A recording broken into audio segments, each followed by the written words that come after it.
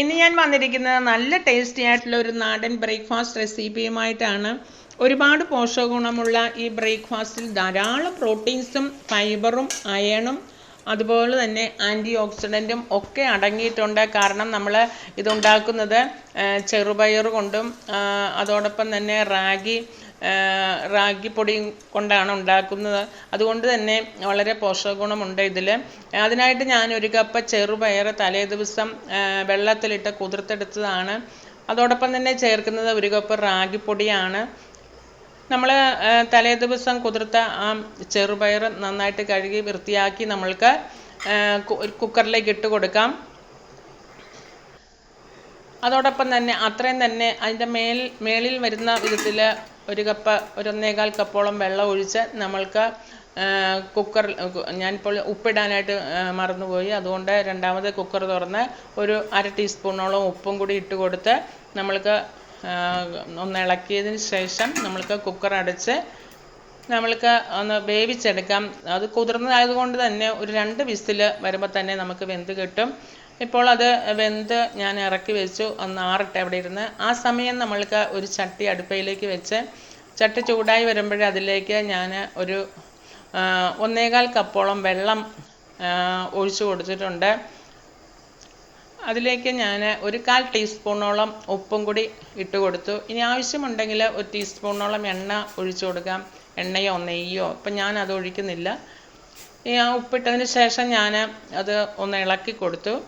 അതിനുശേഷം നമ്മളുടെ ആ വെള്ളം തിളയ്ക്കുമ്പോഴതിലേക്ക് 1 കപ്പ് റാഗിപ്പൊടി കുറേശ്ശെ ഇട്ട് കൊടുത്ത് നമുക്ക് ഇതുപോലെ ഒന്ന് ഇളക്കി യോജിപ്പിച്ചെടുക്കാം. ഇപ്പം ഞാൻ ആ 1 കപ്പ് മുഴുവനും റാഗിപ്പൊടി കുറേശ്ശെ ആയിട്ട് ആ വെള്ളത്തിലേക്ക് ഇട്ട് കൊടുത്തു. ഇനി നമുക്ക് ഒന്ന് ഇളക്കി പൊടി ഒന്ന് സോഫ്റ്റാക്കി എടുക്കണം. അതിനായിട്ട് മീഡിയം ഫ്ലെയിമിൽ വെച്ച് നമുക്കൊന്ന് ഇളക്കിക്കൊണ്ടിരിക്കാം. ഇപ്പം നമ്മളുടെ ആ വെള്ളമൊക്കെ ഒന്ന് വറ്റി നമ്മളുടെ പൊടി ഒരു നല്ല സോഫ്റ്റായിട്ട് വന്നിട്ടുണ്ട്. അതുപോലെ ഒന്ന് ഡ്രൈ ആയിട്ട് വന്നിട്ടുണ്ട്. ഈ ഒരു രീതിയിൽ നമുക്ക് കുഴച്ചെടുക്കാം. ഇപ്പോൾ നമ്മളുടെ പൊടി നല്ല സോഫ്റ്റ് ആയിട്ടുണ്ട്, അതുപോലെ തന്നെ ഡ്രൈയും ആയിട്ടുണ്ട്. അപ്പോൾ നമ്മൾക്ക് ഗ്യാസ് ഓഫ് ചെയ്ത് ഒന്ന് ആറാനായിട്ട് വയ്ക്കാം. ഇപ്പം നമ്മളുടെ റാഗിപ്പൊടി നമ്മൾ വേവിച്ചത് ആറിയിട്ടുണ്ട്. ഇനി 2 കൈയിലും കുറച്ച് എണ്ണ തൂത്തതിന് ശേഷം കൈകൊണ്ട് ഇങ്ങനെ ഒന്ന് ചെറുതായിട്ടൊന്ന് ഒന്ന് ഇളക്കി ഒന്ന് ഉരുട്ടി വയ്ക്കുക. അതിനുശേഷം നമ്മൾക്ക് കൂടുതൽ കുഴയ്ക്കേണ്ട ആവശ്യമില്ല. നമ്മൾ തിളച്ച വെള്ളത്തിലിട്ട് നല്ല സോഫ്റ്റ് ആക്കിയതാണ്.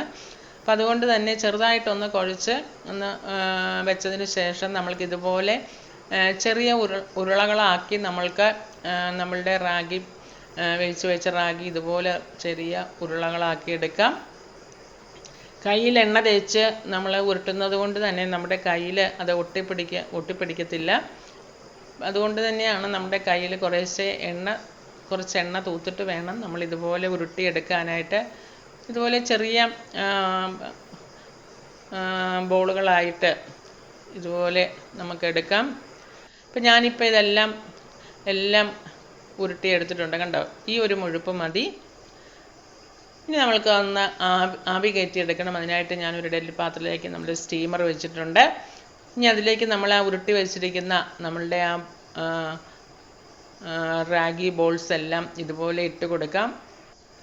എന്നിട്ട് നമുക്ക് അതിൻ്റെ അടപ്പ് കൊണ്ട് അടിച്ച് നമ്മൾക്കൊരു 8 മിനിറ്റോളം ഒന്ന് ഹൈ ഫ്ലെയിമിൽ വെച്ച് ഒന്ന് ആവി കയറ്റിയെടുക്കാം. അതവിടെ ഇരിക്കട്ടെ. ആ സമയം നമ്മൾക്കൊരു അരപ്പുണ്ടാക്കാം. അതിനായിട്ട് മിക്സിയുടെ ജാറിലേക്ക് ഞാൻ 1 കപ്പ് തേങ്ങ ഇട്ട് കൊടുത്തു. അതോടൊപ്പം തന്നെ 2 പച്ചമുളക്, ഒരു 1/2 ടീസ്പൂൺ ജീരകം, 1 ടീസ്പൂൺ മഞ്ഞൾപ്പൊടി, അതോടൊപ്പം തന്നെ ഒരു 3 ചെറിയ ഉള്ളി, ഒരു 3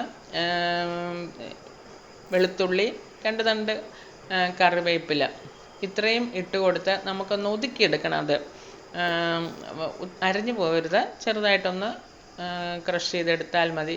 ആ സമയം നമ്മുടെ റാഗി ബോളൊക്കെ നന്നായിട്ട് വെന്തിട്ടുണ്ട്. അത് ഞാൻ ആറാനായിട്ട് മാറ്റി വെച്ചു. പിന്നീട് നമ്മൾക്കൊരു ചട്ടി അടുപ്പയിലേക്ക് വെച്ച് അതിലേക്ക്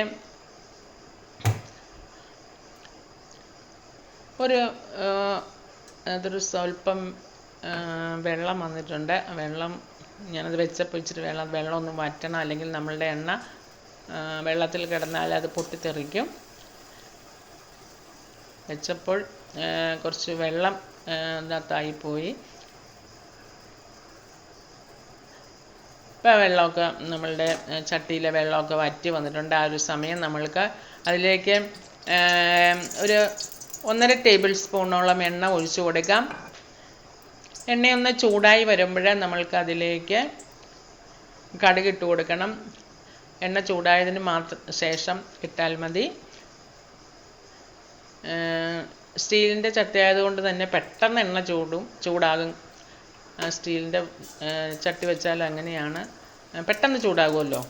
അപ്പം ചൂടായിട്ടുണ്ട്. അപ്പം ഞാൻ ഒരു ടീസ്പൂണോളം കടുക് ഇട്ട് കൊടുത്തു. കടുക് പൊട്ടി വരുന്നുണ്ട്. കണ്ടോ, കടുക് നന്നായിട്ട് പൊട്ടി വരുന്നുണ്ട്. ആ സമയം നമ്മൾക്ക്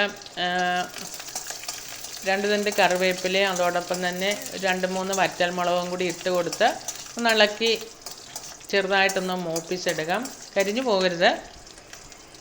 ഇത്രയും മതി. ഇനി നമ്മൾ ഒതുക്കി വെച്ചിരിക്കുന്ന ആ തേങ്ങായും അതുപോലെ പച്ചമുളകും ജീരകവും ചുമന്നുള്ളിയും വെളുത്തുള്ളിയും കറിവേപ്പിലയും എല്ലാം കൂടി ഒതുക്കി വെച്ചിരിക്കുന്ന ആ തേങ്ങയുടെ കൂട്ട് അതിലേക്ക് ഇട്ട് കൊടുക്കാം.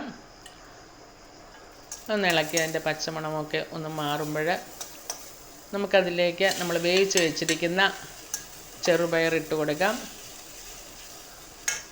അതിനുശേഷം നമ്മൾക്ക് നമ്മളുടെ റാഗി ബോള് കണ്ടോ, വളരെ ഹെൽത്തി ആയിട്ടുള്ള ഒരു ബ്രേക്ക്ഫാസ്റ്റാണിത്.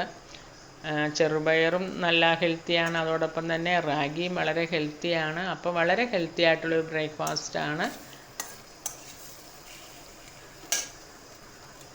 നമുക്ക് നമ്മളുടെ ബോള് അതിലേക്ക് ഇട്ട് കൊടുക്കാം. കണ്ടോ, നമ്മളുടെ വളരെ ഹെൽത്തി ആയിട്ടുള്ള അതോടൊപ്പം തന്നെ വളരെ ടേസ്റ്റ് ആയിട്ടുള്ള നമ്മളുടെ ബ്രേക്ക്ഫാസ്റ്റ് ഇവിടെ റെഡിയായി. ഒന്നിളക്കി യോജിപ്പിച്ച് നമ്മളുടെ ആ റാഗിയിലേക്ക് നമ്മളുടെ പയറിൻ്റെ തേങ്ങ ഒതുക്കിയിട്ട മസാലകളും എല്ലാം കൂടി പയറും എല്ലാം കൂടി ചേർത്ത് ഒന്ന് ഇളക്കിയെടുക്കുക. എല്ലാവർക്കും ഇഷ്ടപ്പെട്ടോ? ലൈക്ക് ചെയ്ത് ഷെയർ ചെയ്ത് സബ്സ്ക്രൈബ്